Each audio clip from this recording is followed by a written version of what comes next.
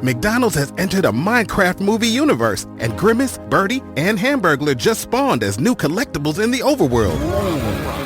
Now for a limited time, you can get one of 6 McDonald's collectibles when you order a Minecraft movie meal. Ooh. With your choice of Big Mac or 10-piece chicken McNuggets with spicy nether flame sauce. Available now in a biome near you. Oh, and at your local McDonald's. I participate in McDonald's for a limited time. A Minecraft movie only in theaters. What's up, y'all?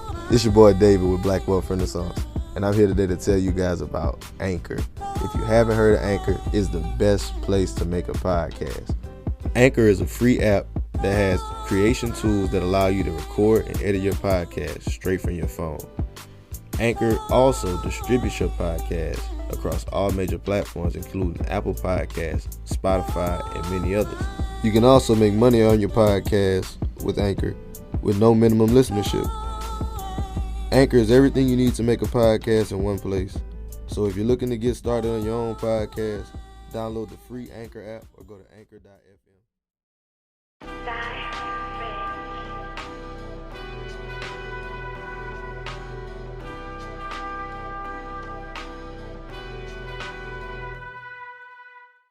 Are you looking to sell or buy your home, or looking for an investment property?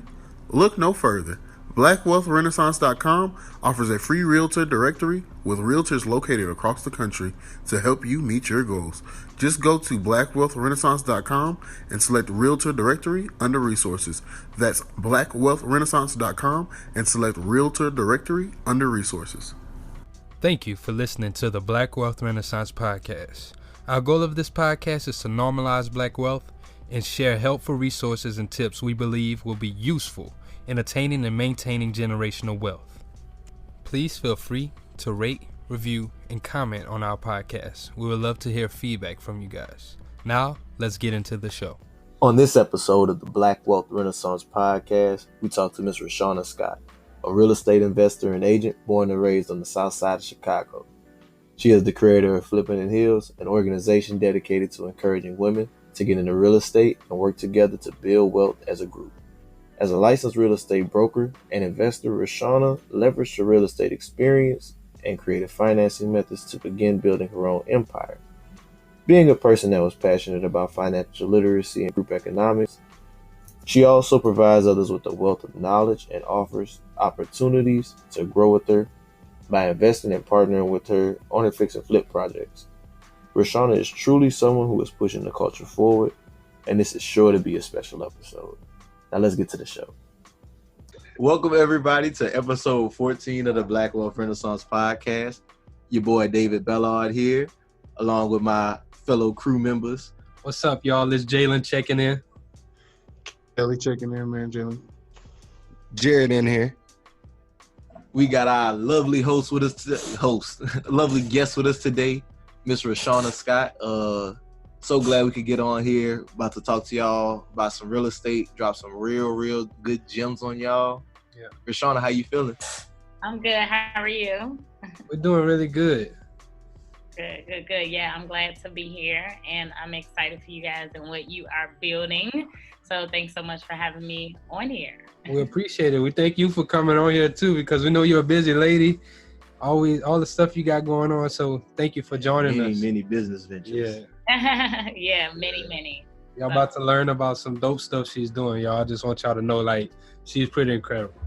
So to start, Ms. Rashauna, could you tell the followers a little bit about you and how you got started? Yeah, so I am 27 years old from Chicago, Illinois, born and raised. I represent the South Side, born and raised. I am a White Sox fan. Hey, I like the White Sox too, so turn up. I'm a Sox fan, and it's definitely a rival between the North Side and the South Side, like Cubs or Sox. But anyway, born and raised in Chicago, and early on, financial literacy was really something that it was near and dear to my heart, because I realized early on that it was something that wasn't talked about a lot in the Black community. And once I learned more and more about financial literacy, I was like, okay, more people need to understand and know and realize like what's going on out here. Like the fact of what I remember learning that I could get 0% interest lines of credit and invest in real estate in my whether in my personal name or under my business, but especially under my business, and invest in real estate. And I was like, what? Y'all been doing this for years? You know, like this is crazy. And it's easy to get approved. So learning things like that, and again, realizing that it was the things that weren't talked about at my dinner table, right? And so for me, I wanted to basically have more and more of those conversations. So like I said, born and raised on the south side of Chicago. I am one of 7, so I have 6 other siblings. Yeah, it's a lot of us. Big family. Yeah, I have 6 siblings. And I'm a licensed realtor here in Chicago, as well as I invest in real estate. I've had some great experiences in regards to investing and some not so great experiences. But all in all things real estate as far as education and generational wealth creation, and talking about that and teaching that and educating people, because again, our community is not educated on a lot of the things. Like I had somebody tell me like, oh, you should charge to teach people about home buying. And I was like, what, charge? No, like people need to know that. Like that's more of our people need to have those conversations. And she was like, well, you know, I think, you know, your time is valuable and I would pay you for this. And I'm like, yes, my time is valuable. However, everyone should be an owner. Right? Everyone should be involved in some sort of ownership, and especially if it's home ownership, then I'm willing to, you know, give that information away for free. So that's a little bit about me. That's dope. Yeah, that's pretty dope. I'm glad you mentioned ownership, because that's like one of the big messages of our whole steez with Black Wealth Renaissance, is that Black people need to take ownership. That's a major key for us to change the tide and like build this wealth that we always talking about. And I'm glad that you're willing to get that information out for free, because that's what our people need. Because we've talked about this with Charles, it's free value. Mm-hmm. And it's not like you're really giving it out for free, because even though you're helping people, it still benefits you, because people will trust you. Like they get to know you, they know you know what you're talking about and things like that. Yeah, I mean, you know, in regards to building that community or building that tribe, again, it's just about education. And people even ask me all of that, like you said, in regards to social media, people ask me, well, how do you build your following? How do you build, you know, your content? And I'm like, well, first of all, it's a matter of just educating the people. And again, it's because people don't know what's going on out here. And when you constantly provide people with information, especially free game, then they're gonna come back for more. Like, right. You know, I mean, if you want to call that the secret sauce, like it is what it is. But yeah, people are definitely gonna come back for more when you're giving them, again, so much free information that they I guess otherwise would have to pay for. We feel the same way. Once you give them a little taste of it, like you said, they're just gonna keep on coming back for more. But it's just about the free game and helping people out, honestly. Yeah, absolutely. It's about that, and it's about breaking barriers, right? Like I said, breaking down barriers and building up the conversation around generational wealth. The idea of passing money down, passing investments down, versus us, you know, passing money up and taking care of those who came before us, you know, our parents and our grandparents and things like that, and really making that shift in the culture, because again, it's necessary. I think Charles actually made the post one day saying that our community is running so hard right now because we've been so far behind for so long, for so many years. You know, he was like, I don't think, you know, no culture is going as hard as ours is. And that's because, again, I think you guys made the comment, and I commented under you. I was like, yes, let's normalize the conversation around, you know, Black wealth. Let's make that great again. I remember being on an elevator, and downtown in the high rise, they had like the TV monitors on the elevator. And in the elevator, I remember it was around Christmas time, and it said, these are the top 5 conversations to avoid around the holidays.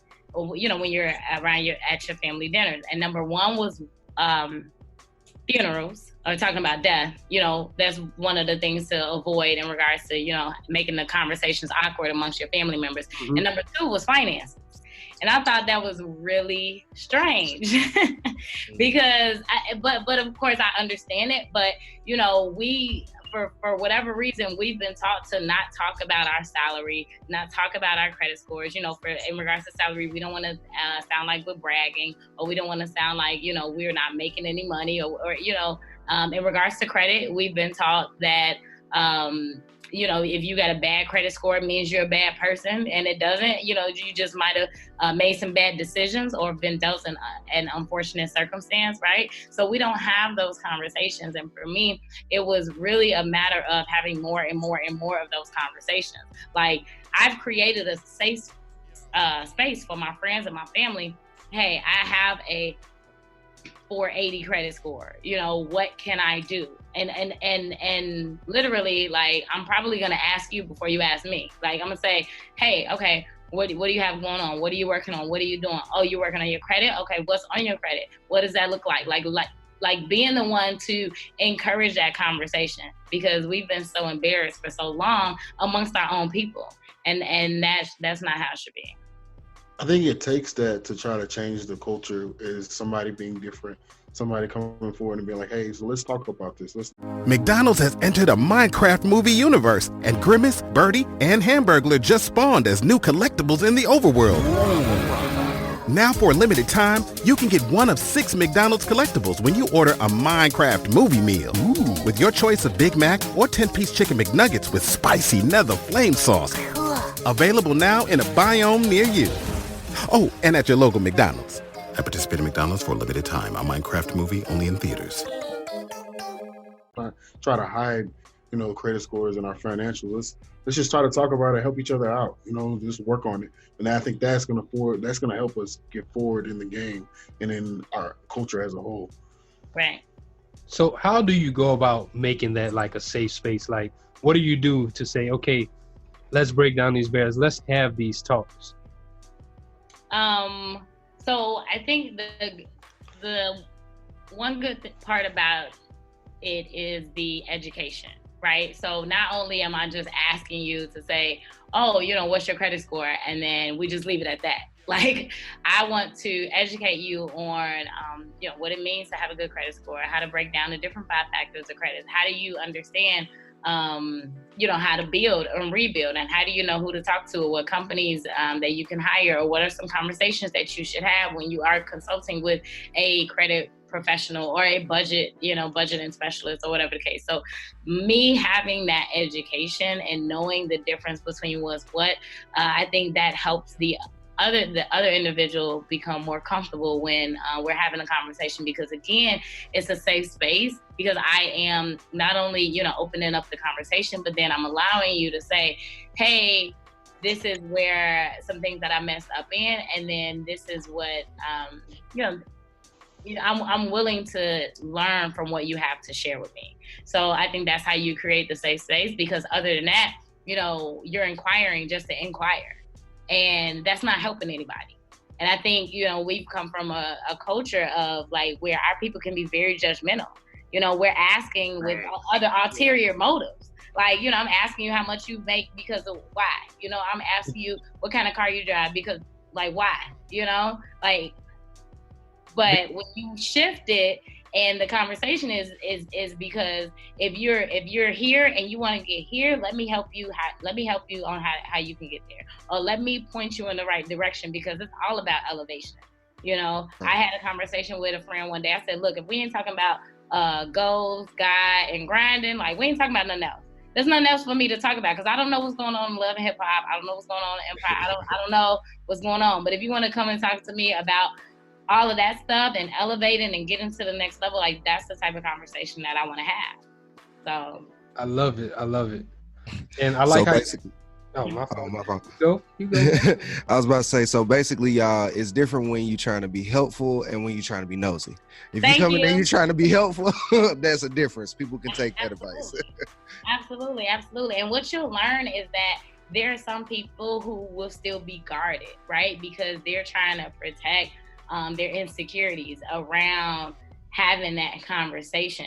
But again, it's up to us to invite people in and to ask them, what's your current situation? And to break it all the way down.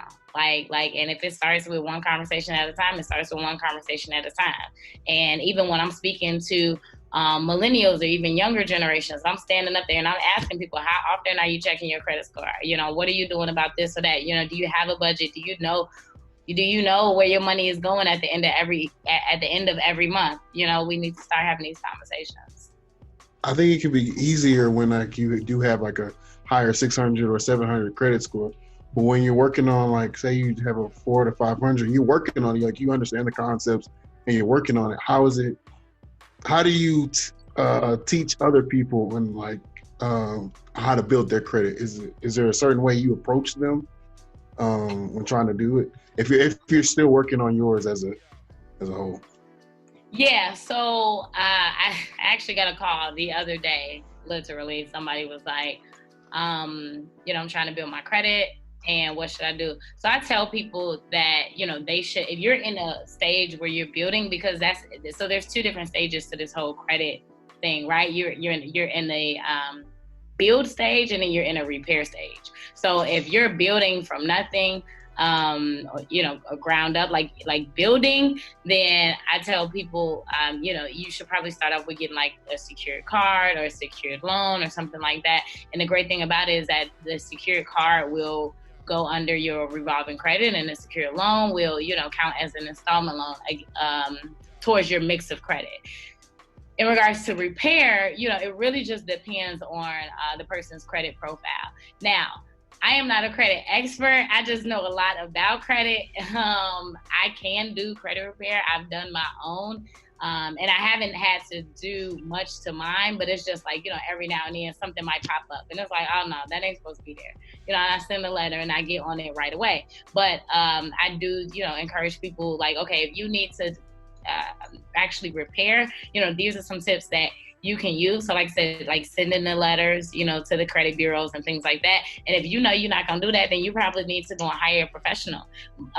If I get people that come in my inbox, first of all, I get a ton of inbox messages, but sometimes if I get one from somebody who says, oh, my credit is not the best, I'm responding right away asking, what are you doing about it?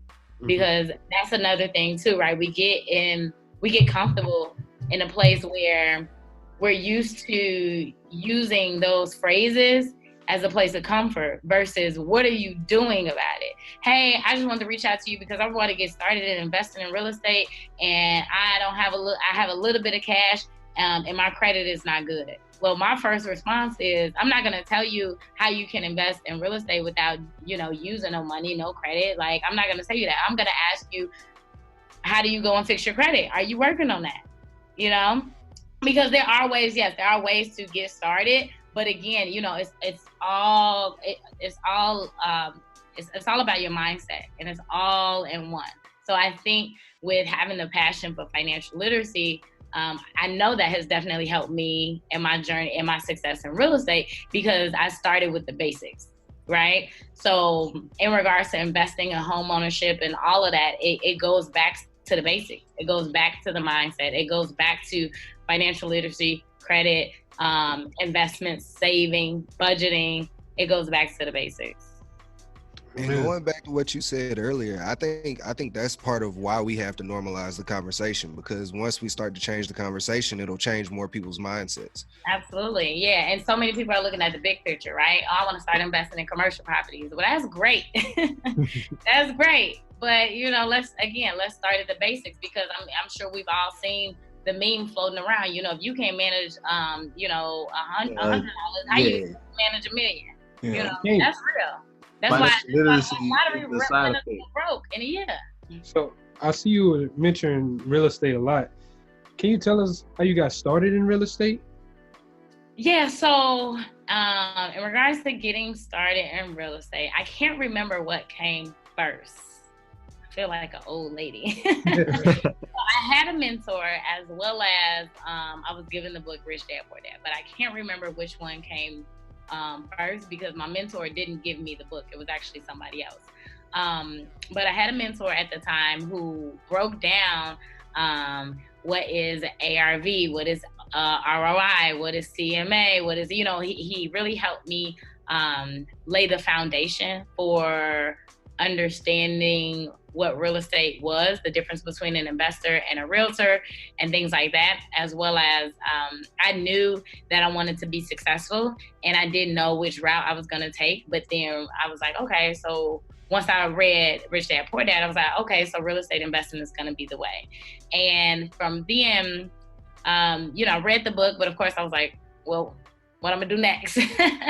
And so I had a girlfriend of mine who was a very successful real estate broker in here in Chicago, and I actually went up under her wing. I went ahead and got my leasing license. So here in Illinois, the very first tier of becoming a realtor, you can just be a leasing agent. So I did that for about a year, and I was working full-time and in school full-time and doing real estate on the side. And I was just really, I was hustling. You was grinding. I was hustling. But I just wanted to get my feet wet to see, if I liked it and all of that. Then I spent a lot of money in a very expensive real estate coaching program, and joined that community, and then got invited to be a part of an investment deal, a flip. I was invited to be an investor on that deal. And then from there, I had some experience with tax lien investing, had some different partners that I partner with. And then fast forward to today, still, investing. So so pretty much it's been a lot of trial and error, I would say. I think somebody asked me that, like, so how, how'd you get started, or how'd you get to where you at? I'm like, a lot of trial and error, because you literally have to figure out what it is you want to do, figure out what it is, and then get started. I'm glad you said that too, because this is something that we done touched on this almost on every episode to this point, but we want people to understand that's so necessary. The trial and error approach versus the sitting there coming up with a plan approach. Trial and error gets you so much further. Like, do you think you would have gotten this far had you sat there and was like, I'm sitting here, I'm gonna come up with a master plan and then I'm gonna execute, or just rolling with the punches? Absolutely not. I had to roll with the punches because there was nobody to execute my master plan with, right? If I had people like, you guys, or people like, all the folks that I'm surrounded around now, we could have sat down and came up with the master plan. But when you just have one brain, you only know what you know, and I don't feel like the way the internet has blown up now with the information that's out there, like it wasn't like that, 9 years ago. Yeah. It wasn't like that. And so, or 8 years ago. So yeah, sitting down by myself, trying to come up with a master plan, absolutely not. Absolutely not. I had to get started. I had to have trial and error. I had to make mistakes. I had to figure out what I didn't like and what I didn't want, especially in partnerships and relationships, to be able to move forward to today and say, this is exactly how this should look. This is exactly how I want. This is exactly how this is going to go down. So yeah, I don't think, I know I wouldn't have been able to do it on my own. It's not meant for us to do it on our own. And I know that's one of the main reasons why our community is so far behind, because so many of us do try to do it on our own. Yeah, we definitely do. And that's what we're trying to do, reprogram and just let them know that this is like a group effort. We got to do this together so we can push this to the next level.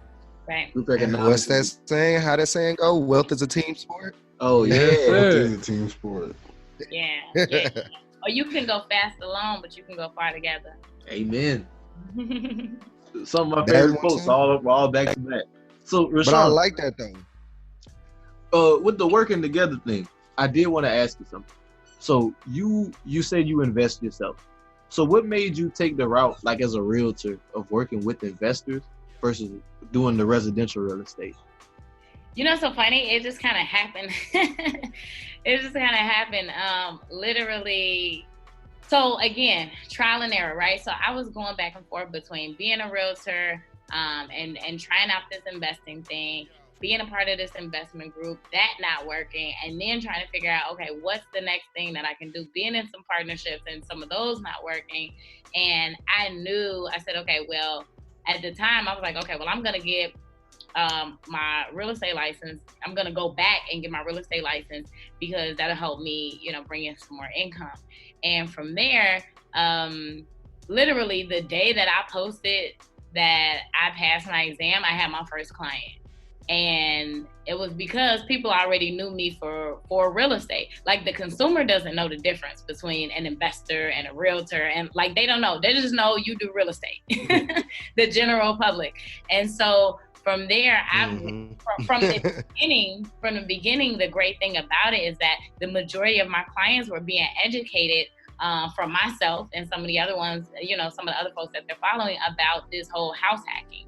And my very first client was somebody who wanted to house hack. Now, at that time, we weren't even calling it house hacking. It was just like, I want to buy a multi-unit, and I want to live in one unit and rent the other one out, and and so on and so forth. And so from there, more and more people kept coming, and because I was sharing what I was doing with my clients, and I just felt so fulfilled, because I was like, okay, the generation is really waking up. Like, people are really waking up. Like, millennials are out here talking about wealth building. This is a real conversation that they're having, not only with myself, but with their peers, their family members. I'm sure you're talking about like 20-some-year-olds, right? So I'm sure their parents are like, why do you want to buy a building? Why don't you just go buy a house? And why don't you buy a condo? So the conversation is definitely being had.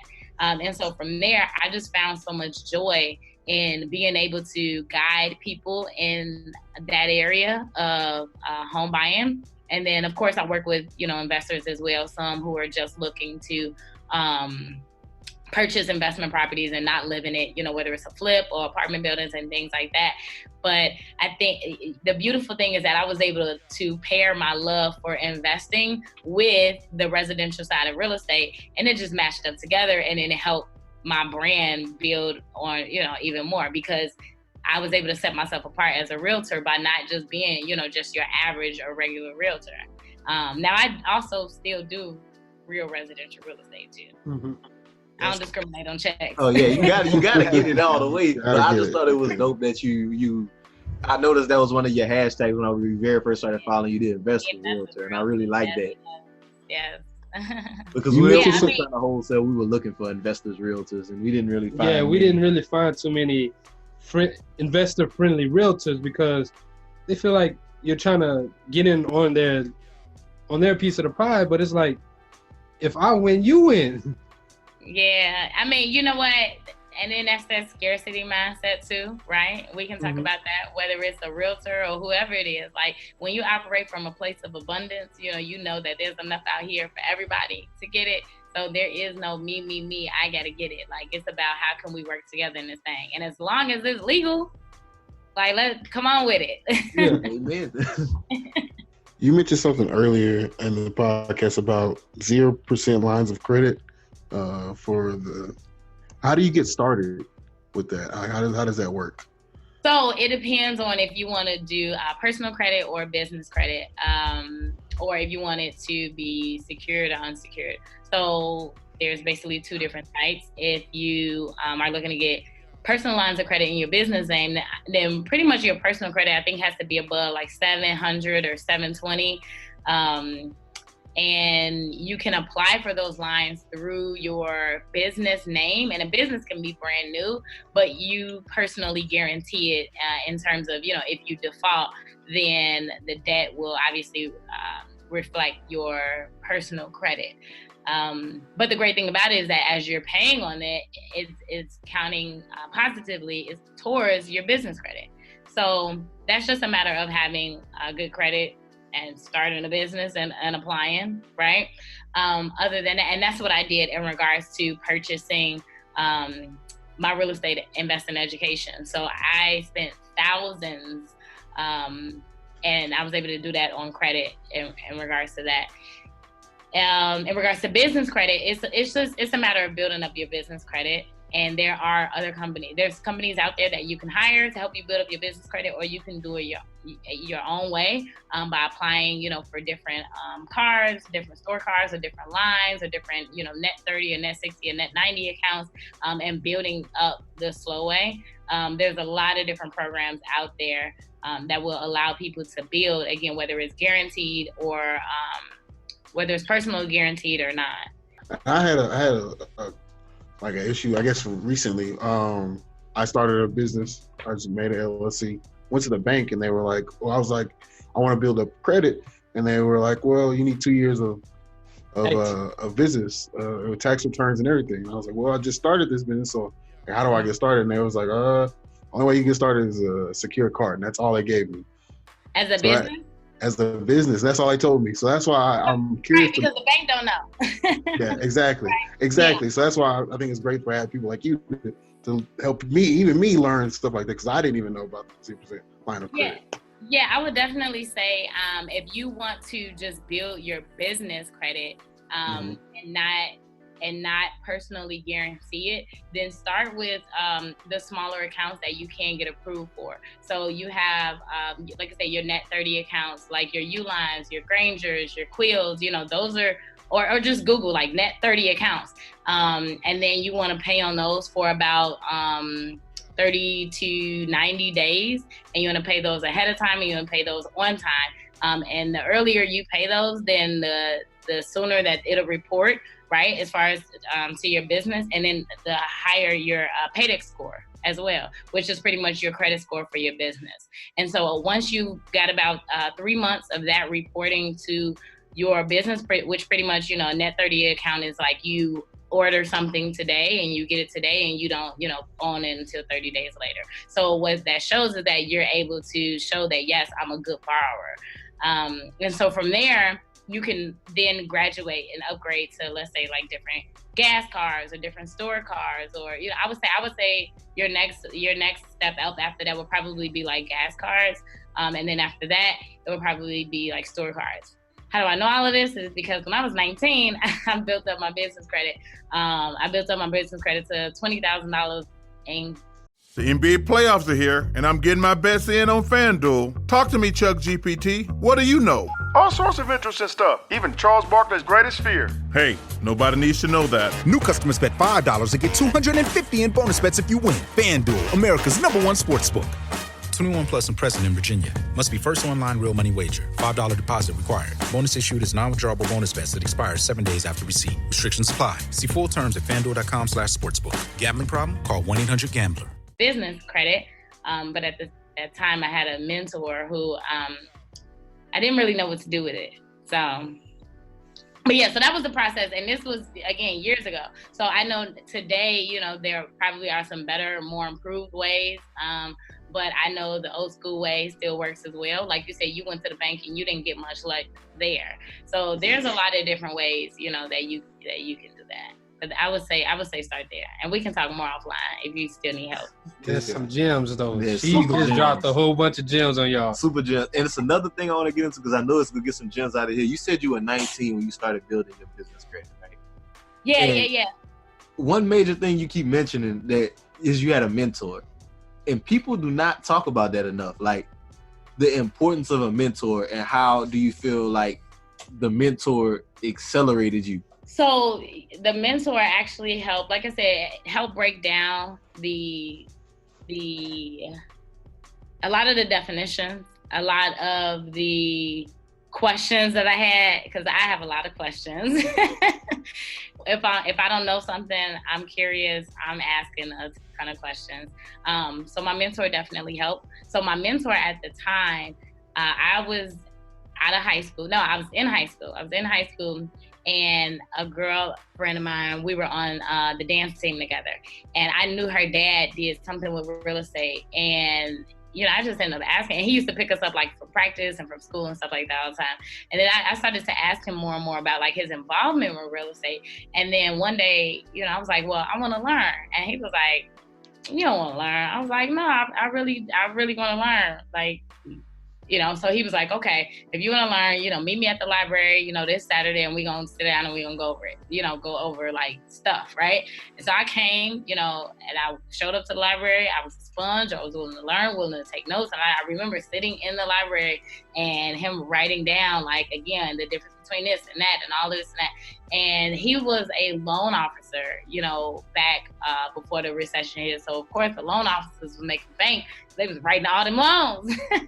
So he was a loan officer before the recession hit. So he was very successful in that era. But then fast forward, a couple of years, and he was able to explain some things to me and break down some things and help get me to a certain point. But I also realized that a mentor can only take you as far as they are or as far as they've gone, right? So again, I built up that business line of credit, but I didn't know what to do with it from there. I was like, okay, now what? What's next? I'm stuck.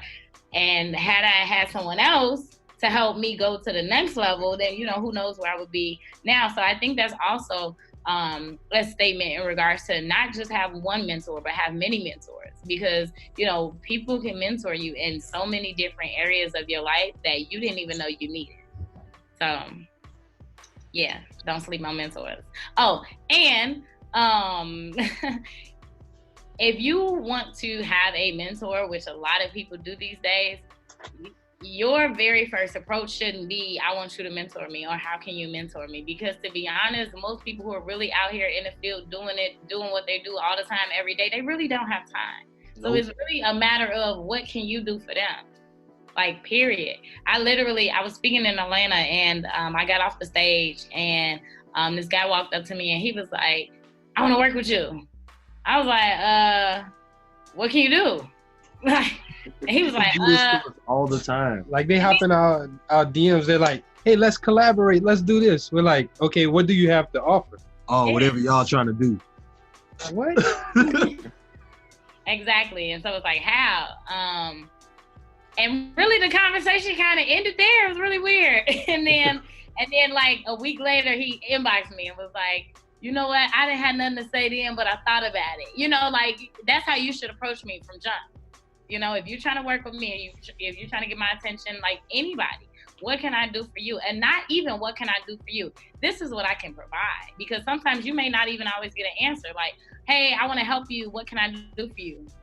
But hey, I want to help you and I can do this, and this for you. That'll take you a lot further. So I would say also, yeah, because anything other than that, you're not looking for a mentor. You're really looking for a coach. Right. Yeah. And then at that time, there's an exchange in value, and it's usually a monetary exchange in value. I remember also seeing somewhere in regards to mentoring saying that you don't find the mentor, the mentor finds you. The mentor chooses you because the mentor sees something in you where they feel as though, you are, I don't want to say worthy. But they see that potential and that light in you. You have potential. Yeah, I'm like, I want to say, yeah, they see that potential, they see that light, they see that drive, they see that in you, so they're willing to invest in you. And at that point, and most times it's for free. Because now they're like, this person reminds me of me, or this person has this drive, or this person has this going, or that going, or whatever, and I'm willing to help them go to the next level. So what would you say is the easiest way to like find a mentor? Is it through social media? Well, there's no easy way, I don't think, to find a mentor. Probably networking. No, you got to show up and you got to be in people's face in regards to mentoring, because again, mentoring is someone who finds you, and it's someone who wants to invest in and pour into you, versus if you want to find a coach. If you want to find a coach, yeah, you can slide in, you can find a coach on social media. Click the link in the bio and send the PayPal. Like, sign up. right. You can find a coach, but in regards to mentoring, that comes from, face-to-face relationships, I believe. Yeah, definitely. You got to get out here and network. And if you don't, first of all, because you have some people who are like, oh, it's hard to find these people in my city. Well, tell me where have you gone? Let's start there. Because if you ain't showing up, you know what I'm saying? Be in the house. Doing nothing. Be in the house. So you need to show up. Okay, 90% of success is showing up. So you need to show up, you need to meet people, and you need to get out and talk to people. I remember one of my first mentors, I showed up to an event where he was speaking at. He owned 500 units across the city. And I straight up afterwards, I showed up. I was like, listen, this is who I am. This is what I'm trying to do. He gave me his number. He said, meet me at my property Tuesday at 1:00. Just like that, but I was in his face. He saw my passion. He saw my drive. He saw my hunger, right?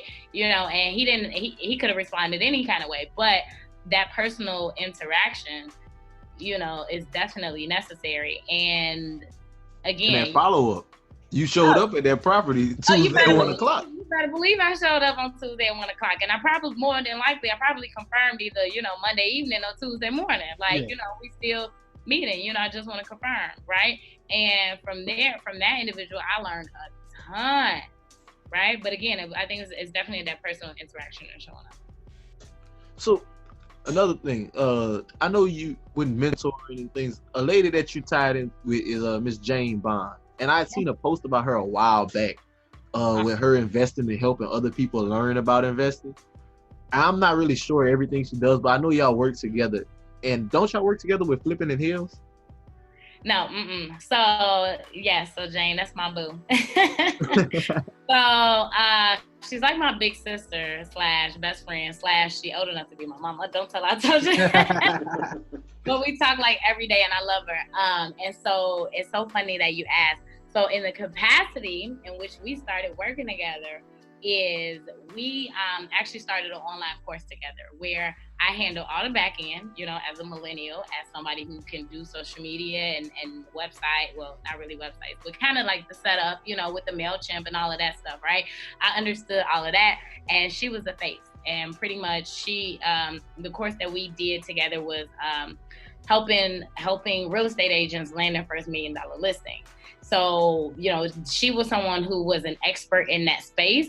And after the conversations that we had, it was like, okay, so, she was at a point where she was like, I'm ready to give back more and more and more to people. And this is what I want to do. This is where, I see a lot of people having an issue and getting stuck. And I was like, okay, well, why not do it like this? And why not do it like this? And so I'm bringing that side of that, brain to the table. And it was just a great relationship and synergy. And then from there, we actually joined forces under the same brokerage, because we're both realtors as well.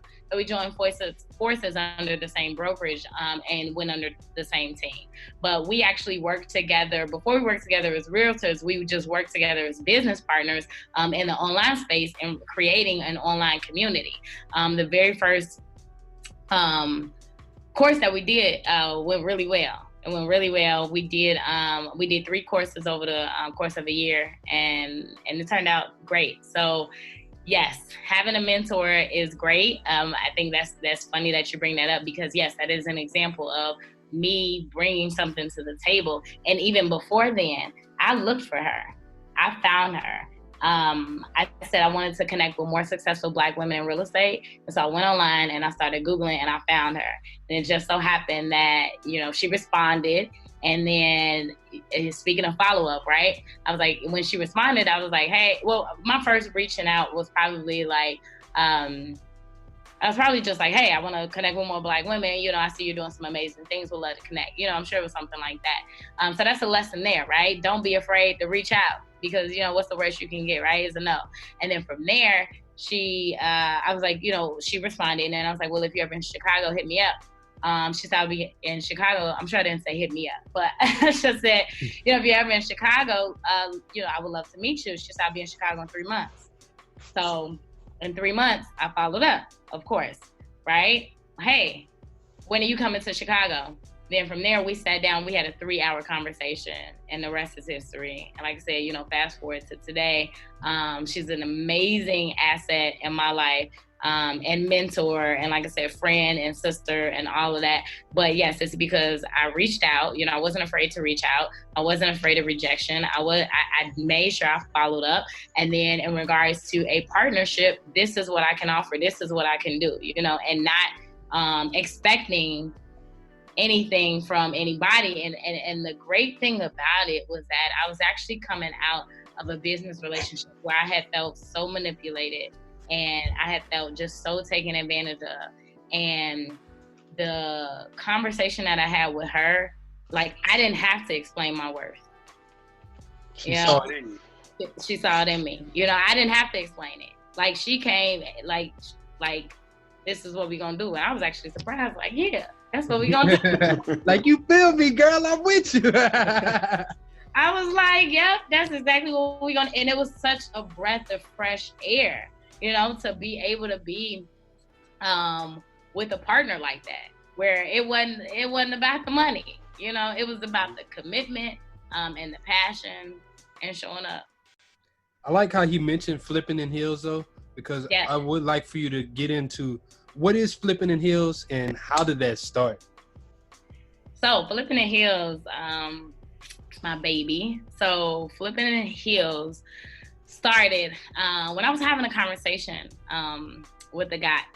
And it's so funny, I don't even talk about that relationship because it's been so far removed from my mind, because this guy was like a scam artist, unfortunately. So, you know, we all been there.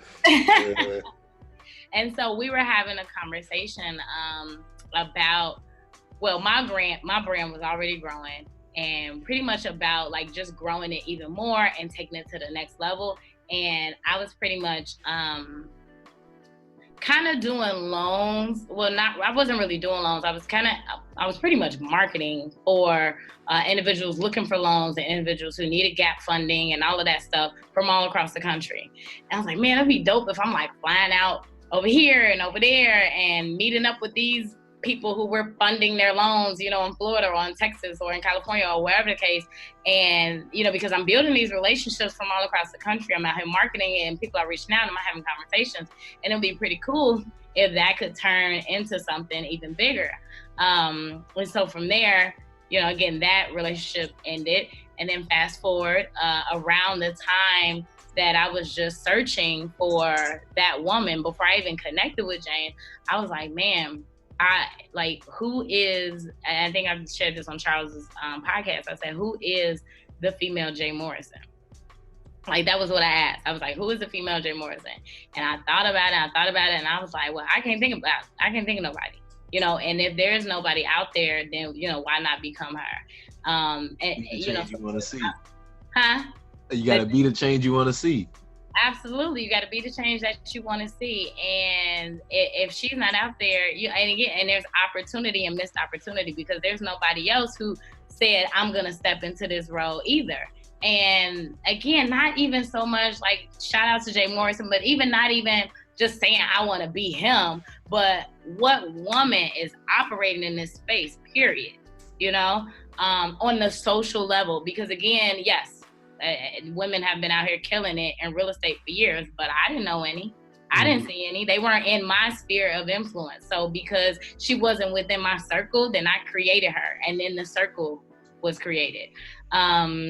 So Flippin' the Hills was created to highlight women in real estate, to show that we can be the decision makers as well. You know, I like to say we can not only cut the check, but we can cash the check. You know, we can show up in spaces in real estate and be more than just a realtor, more than just, you know, looking cute and all of that. Like, we can get down and dirty. We can be general contractors. Like, shout out to Asia Denson in Detroit.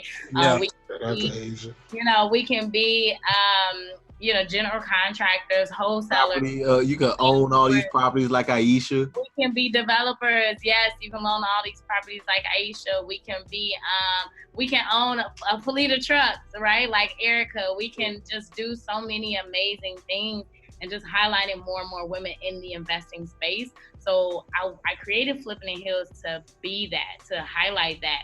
And I just created like my second annual virtual summit that I just did in March for Women's Month, where I highlighted Black women from all across the country. And it was showing people that, and I did that because, you know, there's people are so quick to say like, oh, well, I could never do that in my market. And it's like, and again, another meme, right? Somebody took the same situation that you're complaining about and won with it. And that's real. You know, you need to figure out what it is that you want to do and figure out what you need to do to get there. You know, it's all about positioning in this life. not just in real estate, in life. So anything that you want to do or anything you want out of life, you need to figure out what you need to do in order to get there and do that. That's simple. I love it. I love it. That brings us to our next point too. Like, what are some challenges you have faced as being a woman in real estate? Because we know being Black is hard already, but especially being a Black woman, it's even like 10 times harder for you guys. Yeah, there's different challenges whenever you're a Black woman doing things like that, especially like you're a woman and you're Black, you know. And you're a boss. So like, I want to know what's some of the adversity you faced and how you overcame it and how did it help you get to where you are? Oh yeah, you mean like when I was speaking with a seller the other day and he was like, yeah, I Googled you. Yeah, I checked you out. Yeah, you kind of cute. Oh. Oh. I feel like you get that a lot. And you got pretty eyes too. I was like, you weird. Like, I really wanted to cuss him out, but if I wasn't trying to buy his property, like, you know, and so you guys laugh, but like, it's really uncomfortable, you know, because it's like, I really want to curse you out right now, but I'm trying to do business. Yeah. And so I have to, you know, keep my composure. And so women deal with that all the time, you know, whether it's a seller, whether it's an inspector, whether it's an appraiser, like I need my property to pass inspection. So come on with all this, you know, you trying to hit on me. No, I don't want to give you my number. Like, just get in here, get the job done and get it going. You know, let's move on with it. So I don't even know if I would say that's a matter of being a Black woman, but just a woman in general. I would say definitely that, you know, being in a male dominated industry, and males thinking that, you know, if you don't have a ring on your finger, or even if you do, that, you know, or if you got a pretty face, like that's just an opportunity for them to, you know, make a pass at you or an invite because you soft spoken, you know? So women deal with that all the time. And so, yeah, I don't know if it'll ever change. I think it's just a matter of more and more women not being afraid, because it's gonna happen, right? So the spaces that I want to create is having the conversations around that, like what happens when this happens, or if this happens, or if that. So having those conversations so we aren't taken off guard with them, you know, when they come up. Yeah. The other thing too is that as a woman, you have to really think about, I'm meeting up with this person for the first time at these properties. Do I go in? Do I not go in? Do I, you know, send somebody the addresses or where I'm going to be? Like, you know, like really thinking about taking these precautionary measures. I had Christina Spales on my virtual summit, wholesaler down in St. Louis, absolutely killing it. Love her. And we were on the summit, we were talking about, you know, do you carry? Are you a woman who carries? And she said she doesn't. And if she's going somewhere because as a wholesaler, she's walking vacant houses all the time by herself. So it's another thing as a woman, you know, when you're going into vacant properties, like, how are you protecting yourself? You know, and most women aren't. So, you know, it's one of those things, again, you know, we definitely need to have more and more of those conversations. So, yeah, I would really say that is a huge thing that we have to consider is safety as a woman in this industry. Safety and being respected. So whenever you go in to view properties or whatever, are you going by yourself or do you normally take someone with you? I usually go by myself. Okay. Yeah, I usually go by myself. Well, it depends. It depends on the type of property, and it depends on if I'm meeting a client, right? So remember, I have the realtor hat and then I have the investor hat. Mm-hmm. So as a realtor, if I'm meeting up with a man for the first time and he's my client, I'm probably gonna text somebody like all the addresses that we're going to. I may even text, like I had an investor actually fly in. Now, I never met this person before. I was like, okay, and you flying in town, you might, you know, be a serial killer, might try and kill me and leave back out of town. So literally, like, I was texting like, hey, we just got here. Hey, we leaving. Hey, we just got here. And I didn't even go in like the first, like probably 3 or 4 properties until I got comfortable with, okay, you're not a serial killer. Okay. Now on the investing side, that depends too, but probably not because my partner is a licensed general contractor. So the properties that we're buying are going to be distressed. So they need to be walked by the contractor anyway. Mm-hmm. And that's the thing. I don't like walking in. If I'm walking into a vacant property, then more so is the realtor side, not the investment side. Okay. I love it. And I love that you're trying to create that space for those conversations to be had. Those are conversations that need to be had because it really isn't fair to y'all as women. Thank you. It really isn't not. that y'all have to face that concern of, dang, is this person really gonna try to harm me? Because like as a man, I can promise you, that's never a thought that's in my mind. Like I've never actually thinking back on real estate, like thinking about even trying to be a realtor maybe in my life. Like I never thought about like these are the adversities I would even have to come across. Bro, whenever we were doing the wholesaling thing, like that was never a thought that crossed my mind. Oh man, something's gonna happen to us. Like no. We walk in there like just ready to go. Like I'm a big dude. I'm like 6'2", 280. He ain't no little dude neither. Like and those are thoughts that we just never, like it never crosses our mind. Like it's not fair that a woman has to face that challenge going into this because you want to do business just like we want to do business. And you have the right to do business just like we want to do business. Absolutely. So absolutely. Fellas, I had a conversation with a friend of mine recently and he said the same thing and he kind of laughed a little and then I was like, no, that's a real thing. He was like, oh, wow. I was like, yeah, it's real out here, especially when you kind of cute, as he said, right? Kinda. I want to be like kinda. Nah. Yeah, like David said though, fellas, message y'all gotta like treat these women as equal. Man, get your shit together. There it goes. There it goes. Pretty much. We're gonna keep it 100 with y'all. But Rashauna, it's another point that we did want to get into you with. It was a tweet that we had from you. This episode is brought to you by LifeLock. It's tax season, and we're all a bit tired of numbers. But here's one you need to hear. $16.5 billion. That's how much the IRS flagged for possible identity fraud last year. Now here's a good number. 100 million. That's how many data points LifeLock monitors every second. If your identity is stolen, they'll fix it. Guaranteed. Save up to 40% your first year at LifeLock.com/podcast. Terms apply. We had posted on the page a while back. It was talking about how your 9 to 5 is where you secure your finances, but your 6 to 10 is where you build your empire. Absolutely. Okay, I thought it was gonna be something else, because sometimes my tweets be a little. I was like, oh, what y'all about to say? Yeah, yes. And you know what's so funny? That post like kind of went viral. I started getting tagged from all of these pages and all of these folks who were sharing it. What's his name from Bigger Pockets shared it? Brandon? Really? Oh, that's dope. That's dope. Yeah, it was on his Instagram stories, and people were sending it to me. I was like, oh, that's cool. Yes. So it's so funny because a lot of times when I'm tweeting or, posting or whatever, I'm talking to myself. I'm talking to my old self, my current self, my future self. And a lot of times, and that's another tip on branding, right? If you want to know how to grow your audience, like be authentic and be authentic to yourself. Don't be out here trying to post something that you think is going to go viral. Like if you got something to say, then say it. Yeah. And a lot of times, like, again, I'm saying stuff to myself, and that post is my life. Like it's actually been my life up until 2 days ago. I just put in my 2 weeks notice. Ooh. Okay. Ooh. Turn up then. Yeah. Congratulations.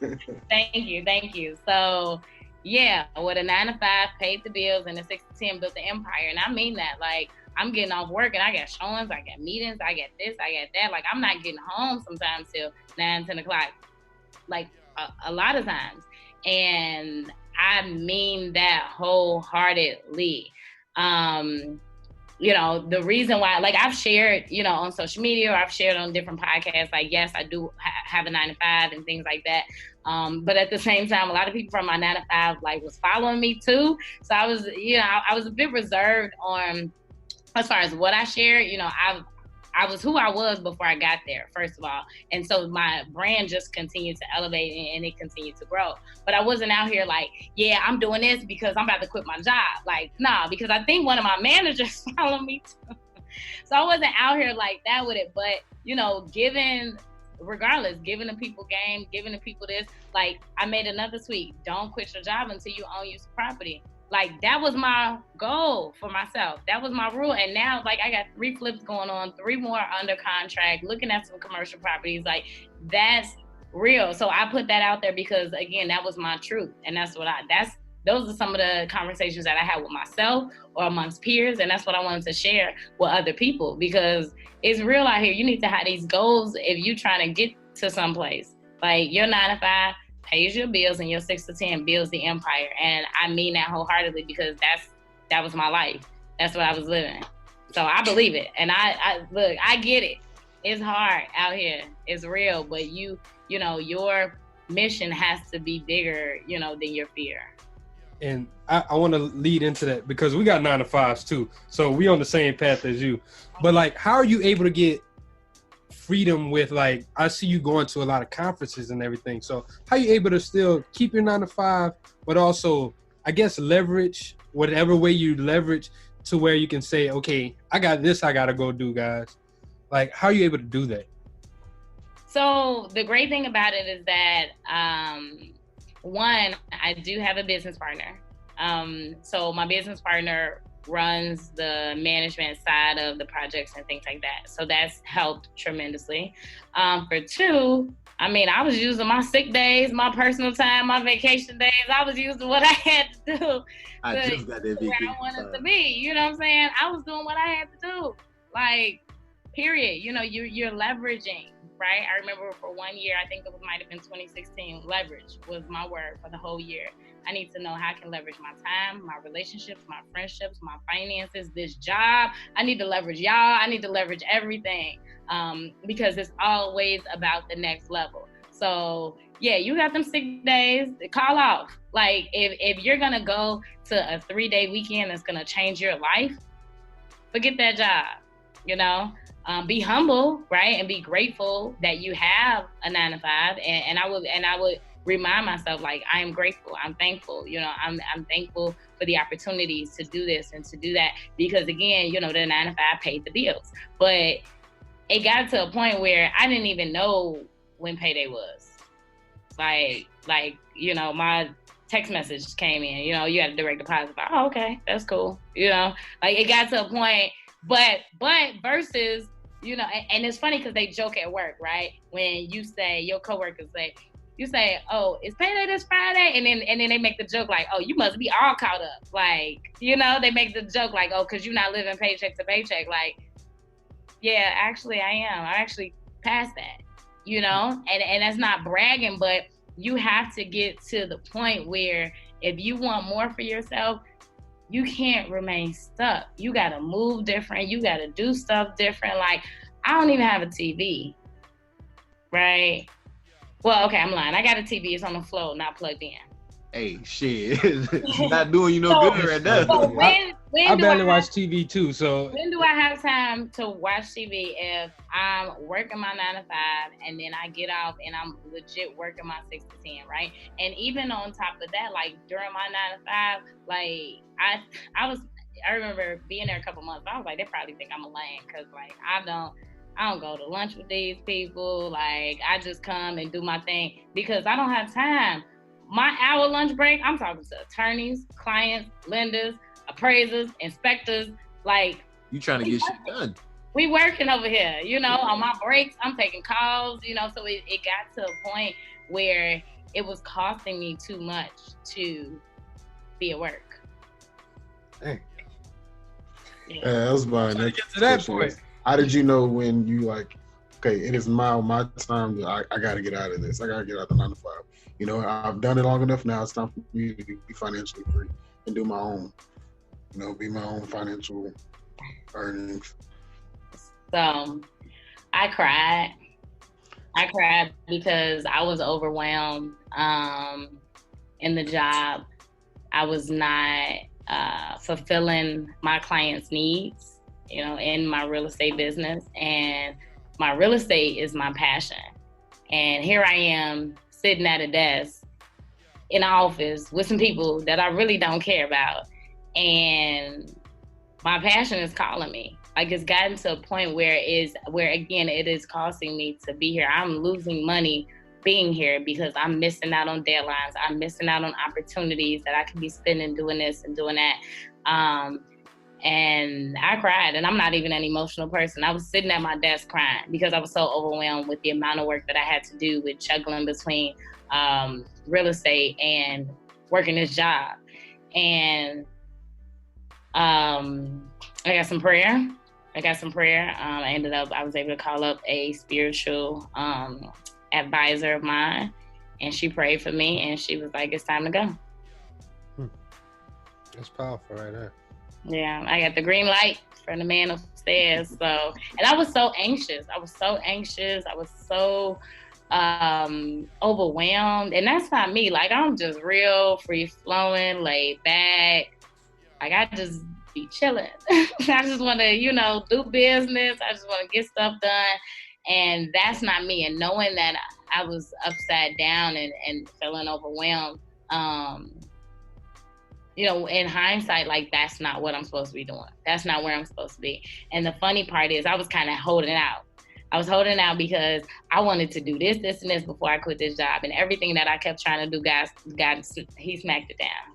Sometimes it's not what you want to do, it's what he want to do. What he got planned for you? Absolutely. I had a plan, y'all. I had a plan. And I've been trying to live out this plan since January, and 3 times.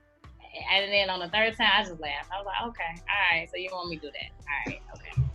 And so then when she told me it was time to go, like, I wasn't anxious anymore. I wasn't overwhelmed anymore. I was at peace. And I like how you were like, it was costing you money. A lot of people consider entrepreneurship as, let me get away from this job so I have more free time for myself so I can go do these things.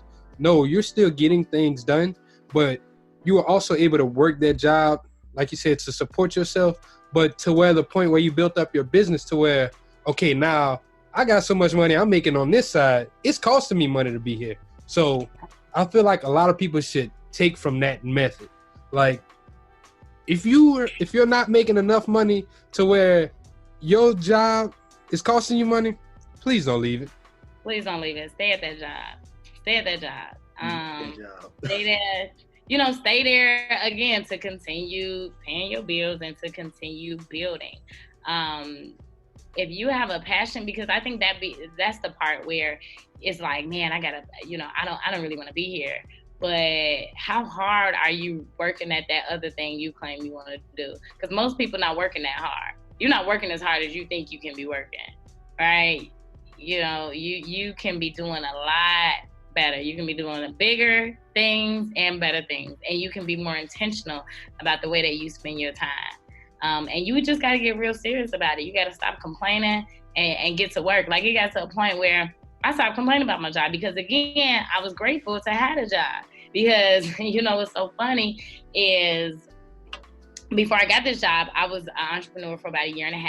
And then the job that I had before that, I was working there and I was ready to be done. And I was like, man, I'm sick of this job. And I had money in the bank and everything. And I was like, man, forget this job. And some crazy stuff happened. And they ended up letting me go. And I was like, oh, okay, all right, I'm grateful. I got kicked out the door. However, that was one of those, situationships, business relationships that ended up going downward or, turning sour. And then I ended up going back to work after 1.5 years. But what I learned in that time also is that even though I was saying, oh, I want to leave this job, I wasn't mentally ready to really be like a full-time entrepreneur. Because if I was, in hindsight, I would have spent my time a lot differently. Like, I was chilling way more than I should have been chilling because I had money in the bank. And I should have, what I should have done was do what I'm doing now. When my 2 weeks is up, I'm busy. I'm getting right to work. I'm going to look at properties. I'm going to showings. I'm going to this, that. I'm checking on our projects. Like, I'm busy. Like, I have things that are already in the works versus, oh, I want to leave. I want to quit this job. Then you quit and you sitting around and you ain't got nothing to do. Waking up at 10:30 and stuff. And trying to go. You know what I'm saying? I hope y'all heard her. She said she's going to work. She's not going to paradise. She's not kicking back. She's not using all that money. She's going to work. People think entrepreneurship is a game. That I seen. Actually, O'Neal was the first person I seen talk about it. He said social media got people out here thinking entrepreneurship is easy, and that's not the case. Like, people think that, oh, I want to be an entrepreneur because life is going to be just so much easier, but it's work. Now you the only factor controlling your work. You the only factor making this stuff happen. And I love that you said that. You the only one creating that check. Tell me about it. and notice I said create, right? Because you have to be a creator as an entrepreneur. You have to have the ability and the wherewithal and the commitment and the drive to literally create something from nothing. And then you got to be consistent and crazy enough to think that you can keep it up. Like, I definitely think you have to be crazy to be an entrepreneur. Just a little bit. Like, because normal people, they don't think like we do. Right. They're not. Okay, so we can get into one of our last questions. What would be your best advice for someone that's looking to get into real estate investing? So my best advice would be to figure out the type of investor that you want to be, and then really take a deep dive into that and study that. So many people want to get started in real estate, but they don't even know where they want to get started. They just want to be an investor because they just want to invest. Like, wait, no, you're going to flip some properties, you're going to be a landlord, you're going to go to auctions, you're going to go to tax sales, you're going to be a wholesaler, you're going to be a private investor, what you going to do? You're going to be out here doing subject twos, you're going to be out here doing, what are you going to do? And so many people don't know that, right? They don't know that part. They don't know that there's so many different strategies. Well, you can Google it, Google different strategies for investing in real estate and start there. Figure out what matches your personality type. If you don't have a high risk tolerance, you probably shouldn't be fixing and flipping up properties. If you don't like people, you probably shouldn't try and be a landlord. If you're not a hustler, you probably shouldn't try wholesaling, right? So figure out who you are and then what you want to do, and then take a deep dive from that. You have to become specific. You have to create a niche. I created my niche in regards to raising private capital because that was my very first deal. Someone allowed me the opportunity to invest in a project, and in hindsight, I'm able to share my experience with other people that are looking to invest in real estate. And I educate people because they don't even know, oh, I can be a private investor. I don't have to quit my job. I can just use my 401k and invest in real estate, tax-free or tax-deferred. Like, what? I didn't even know that, right? So for me, I was able to create that niche because I became very comfortable with the language. I educated myself on it, and I shared that with other people, and I took a deep dive into learning the ins and outs of that. So that would be my tip for those who are looking to get started. Figure out exactly how you want to get started, and then take a deep dive into that. Invest in yourself. I think that's huge. Invest in yourself to start with. Message. And don't underestimate the power of Professor Google and YouTube University. Those are our favorite places. If you ain't Google it or YouTube it, you don't want to do it. Facts. Professor G.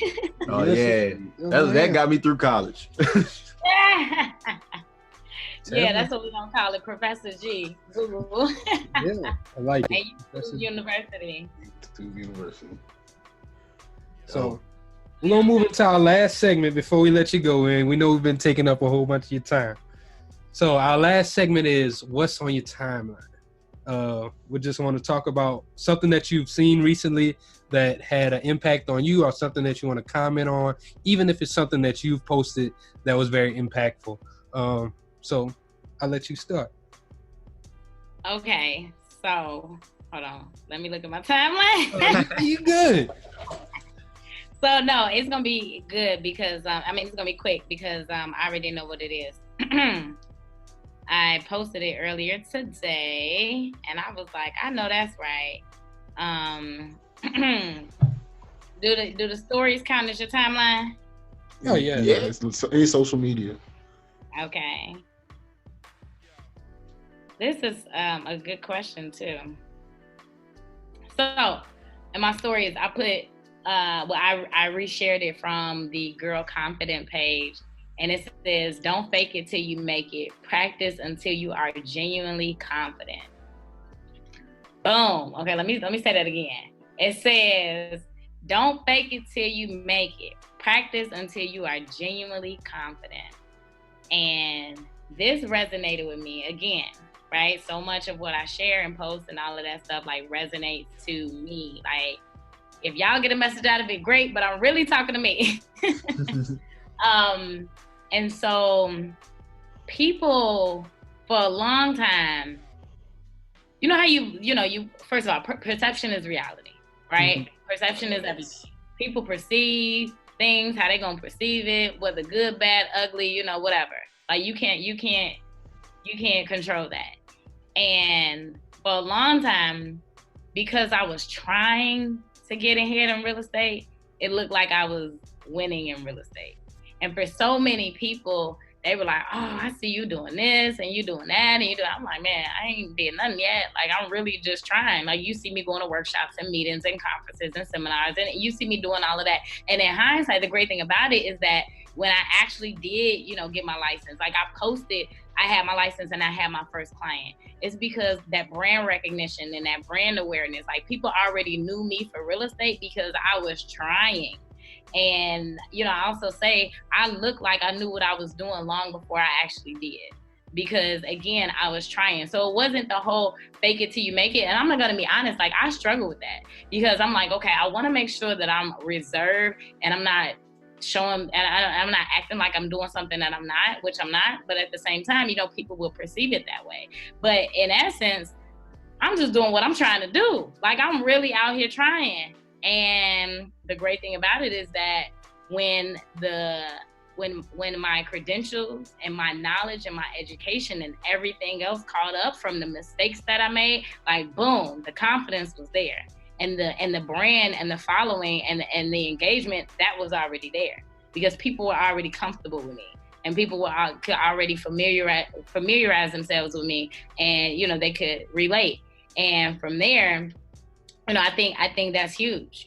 Don't fake it till you make it, but continue to practice. And if practicing means, hey y'all, I'm at a property walkthrough. No, it's not my property, but I'm here and I'm learning. I'm learning what the experts are doing. I'm out here trying. Like people will see, like, man, Rashauna been doing real estate like 6 years, like, or 9 years or whatever the case. But it's because I was showing up and I was applying myself and I was going into the spaces where I knew I could learn. So I was practicing. And then now to today, I got the confidence to back it up. And now I have the experience. Actually, I took a little break myself from social media 6 months after my birthday. So that's why I'm not really on it that much. I get on it, post some Black Wealth Renaissance stuff, and I'll hurry up and I'm getting off. We in a building stage right now. Yes. I was just about to say that. Like I did that for a long time in my building stage. I remember on my live with O'Neal, you guys said you were in there. He was asking me like, "Do you know this person? Do you know this person?" I was like, "No, I don't know who none of these people are." Like I get on here and I, do what I got to do and I get off. But I'm on there a little bit more now because I'm doing like some more networking. So I think in your growing phase, especially when it pertains to social media, you have to be intentional. You have to be strategic, right? During one period, you may be on here in the comments and engaging with people over here and over there and over here, and because you're creating that community. And again, you're opening up that conversation.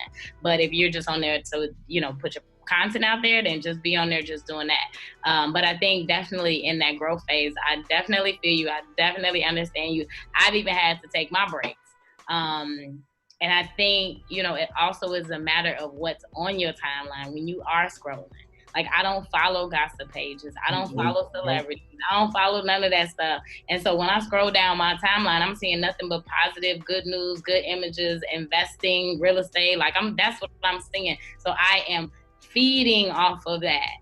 Like that's my entertainment because I don't watch TV. So that's my entertainment. My entertainment ain't gossiping. It's not, what happened on Love and Hip Hop. Like, that's not my entertainment. No literacy at all. And that's really why we on this wave. That was one of the big influences of starting this page. Was like, I know for me personally, like I follow a lot of people on my personal Instagram, which I don't get on anymore at all. And I just see like a bunch of stuff that I didn't want to see, like somebody posting pictures of them standing up with guns or like talking about what was going on with this celebrity couple. It's like none of that shit matters to me. Like nothing. Like I'm trying to see that type of stuff you talking about. I want to learn about investing. I want to see people winning. I don't want to see all that other bull. Right. Or they like, damn, man, RIP my homie, like, and that's all damn time. Like, that stuff is sad. Man. You people, the drama, and things happen. But all the time, like, every day. I can't take that in. Nope. I can't take that energy in at all. We appreciate you coming on here, Rashauna, dropping the gems. Where can everybody reach you, and what do you got coming up? So I am Rashaunascott across all platforms. I made it easy for you to find me. So Instagram, Twitter, Facebook, you guys can find me there. What I have coming up, so like I said, I got some flips going on, working on, so those will be coming to the market. I got some more that are going under contract, and we'll be continue working on those. We'll also be launching a syndication soon that would allow for more and more folks to invest in apartment buildings. So that's the type of syndicating that I'll be doing. It's going after commercial apartment complexes. I'm launching a podcast, Flippin in Heels, that will feature all women investing. I am also launching a monthly membership for people who want to learn more and more and more about investing in real estate. And then I'm also filming a show for Flippin in Heels that highlights women in real estate. Ooh, she's saucy. Yeah. I like it. I got some things coming out. So, I'm excited. I got some speaking engagements coming up. July 13th and 14th in Chicago is my next engagement. July 13th will be a bus tour in Chicago. I have a few investors that are flying in town, and we're going to check out the city and check out some properties and, run some numbers. We'll do a meetup that night. And then July 14th is a real estate event on a yacht. So it'll be a real estate boat party in Chicago. Yeah. So, and it is actually a sale this weekend too. So if you guys inbox me, I can shoot you the link for that. But you can actually send us the link too. We'll put in the show notes for you. I definitely will. All of the information, and we'll take care of it for you. Thank you so much. So, what I got coming up is literally continuing to shift the culture, right? Continuing to educate more people, wake up more people, talk about these things, and let's have this conversation, and let's, continue really changing the trajectory of what generational wealth looks like, and what it means for people in our community. Love it. Dope, super dope. So everybody, this has been episode 14 of the Black Wealth Renaissance podcast. We'd like to thank Rashauna once again for coming on here. Y'all make sure y'all go and check out everything that she's doing. Don't forget to go out, check out blackwealthrenaissance.com. Got all the tools, resources. We got blog posts up there. Also, we follow just us on Instagram. We just found out that a lot of people are listening to the podcast. Some of them don't even follow us on Instagram. So y'all definitely go check out our Instagram if y'all didn't know about it. We got some great content up there for you guys. We're working on our YouTube page right now, creating great and dope content over there. Y'all just keep rocking with us, and we appreciate y'all again. Got anything to say, Kelly? Thanks, guys. You're welcome. This is Black Wealth Renaissance, signing out. Peace.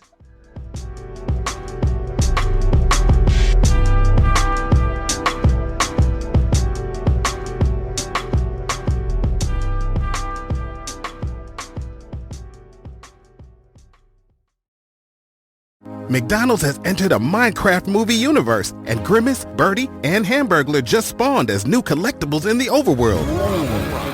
Now for a limited time, you can get one of 6 McDonald's collectibles when you order a Minecraft movie meal. Ooh. With your choice of Big Mac or 10-piece chicken McNuggets with spicy nether flame sauce. Available now in a biome near you. Oh, and at your local McDonald's. At participating McDonald's for a limited time. A Minecraft movie only in theaters.